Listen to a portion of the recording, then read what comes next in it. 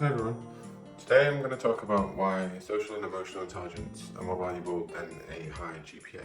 When we think about intelligence, what sort of comes to mind? A lot of us think about your GPA, about what subject you did, what uni you went to. It's because I think it's all associated with prestige. And I think when a lot of us think about that, we're talking about academic intelligence. So that's the ability for us to learn and apply knowledge. And that's often comes from education or from school. But I feel for most people that is the only measure that we use to look at someone's intelligence. Personally, intelligence comes from three different aspects. The academics is only one. You have your social and emotional intelligence, and that is quite often overlooked. Social intelligence is simply being able to manage and navigate different social situations appropriately. And emotional intelligence is being able to understand and manage both your own emotions, but the emotions of others. I think these two play such a big part in daily life, so it's very important to have a blend of all three. Problem with academic intelligence for me, it's sort of a one-dimensional measure. I think a lot of people obsess over it because it's quite easy to measure. Socials and emotions are harder to measure. With academic intelligence, often there's a focus on problem solving, logic, and memory. But I think with academic intelligence, there's one main skill which is overlooked, and that's interpersonal skills. And without interpersonal skills, you won't get very far in life. So if you think about it, we all know sort of a genius, a friend of ours, or a work colleague of ours that is a genius at solving equations maybe, or solving problems, but really struggles to express themselves in a team meeting. We all know that guy. So academic intelligence alone is not enough in real life. It doesn't guarantee strong relationships in life or any sort of leadership skills. And success in real life involves working with others in a team, because you have to rely on others to get things done.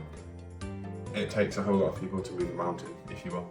And if you think about hiring for a job, GPA and what grades you got, what school you went to, sort of matter maybe for your first job when you have no experience, but after that the experience comes into it and that becomes much more important.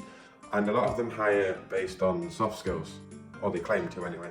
On their job adverts that you'll see, there'll be quite a big request for soft skills. Transferable skills like communication, teamwork, whatnot.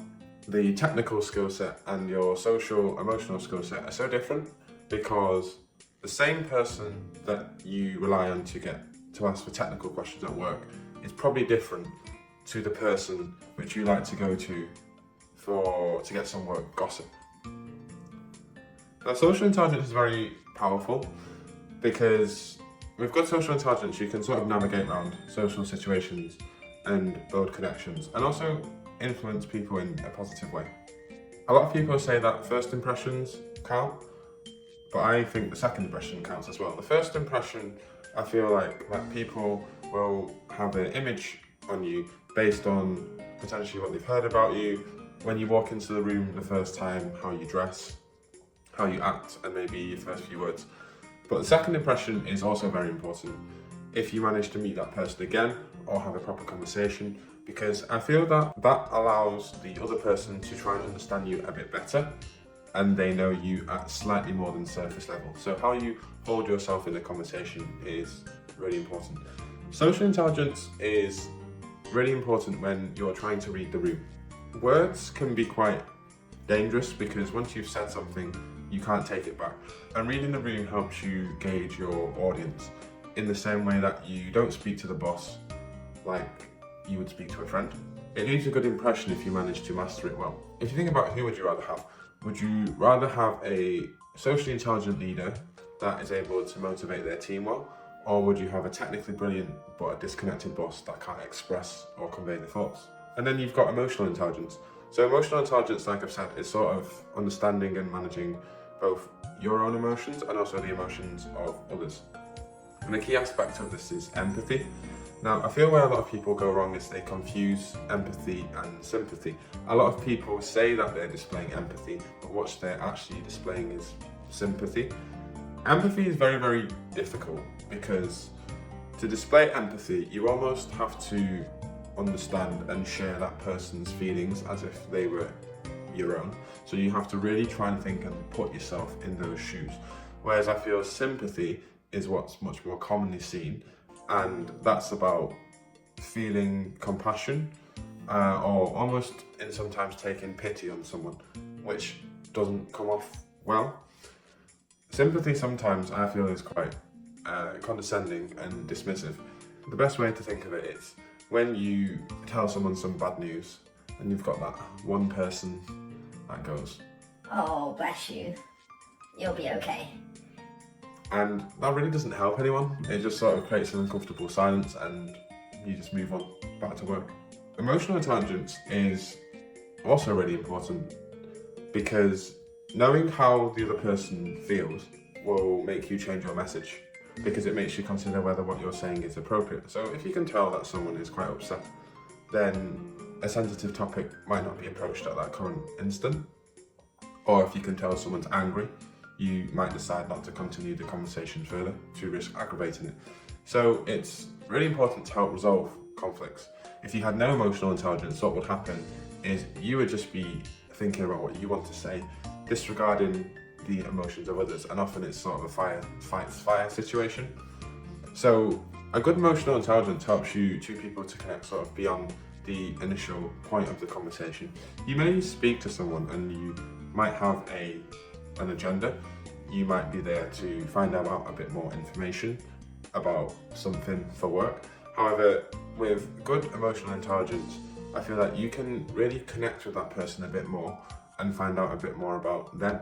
Who are you? I would say emotional intelligence and social intelligence actually go hand in hand. Social intelligence sort of builds relationships, and emotional intelligence, at the very minimum, it stops damaging relationships because you can gauge when it's appropriate to say things and when not. It's also really important because we are human. We try to be logical, but we do feel emotions, and that causes us to sometimes think and do illogical things, which is perfectly fine because it's what separates us from animals. A lot of people, when they talk about intelligence and they map it to career, they talk about academic intelligence, and that's only one marker of success. Academic intelligence sort of prepares us for a career, but when we're talking about life is so much more than career. It's not just about work, it's about making friends, being in relationships, forming new relationships. And if you think about it, if you're trying to make a new friend and you start rattling off all your academic achievements, then you're not going to have a friend. Lonely, I'm Mr. Lonely. Any sort of relationship that you build with someone will start purely on communication and not academics. And I think when we communicate as well, it's not just simply you talking, it's how you respond to others as well, be it through your words or your actions. I think the practical tips that would help with social and emotional situations. First one's probably to step outside your comfort zone. Try to speak to people of all different ages and cultures, because everyone has a story to tell and everyone's story will be quite vastly different. And I feel the more that you speak to a diverse range of people, the more you can build these skills in practice. I think listening is a massive thing as well. Listening not only just for the chance for you to speak, but also listen to see exactly what they have to say. And whilst you're listening, you look at their body language and also look at your own body language as well, because the non-verbal parts of communication are probably more important than the verbal parts of communication.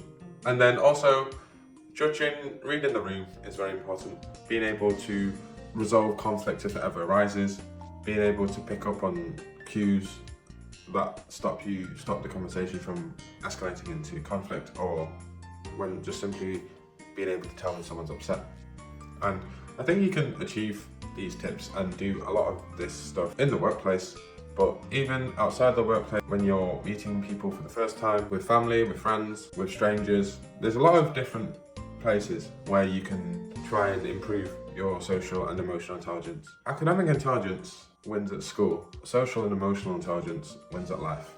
And if you have a blend of all three, then I think your chances of success are greatly increased.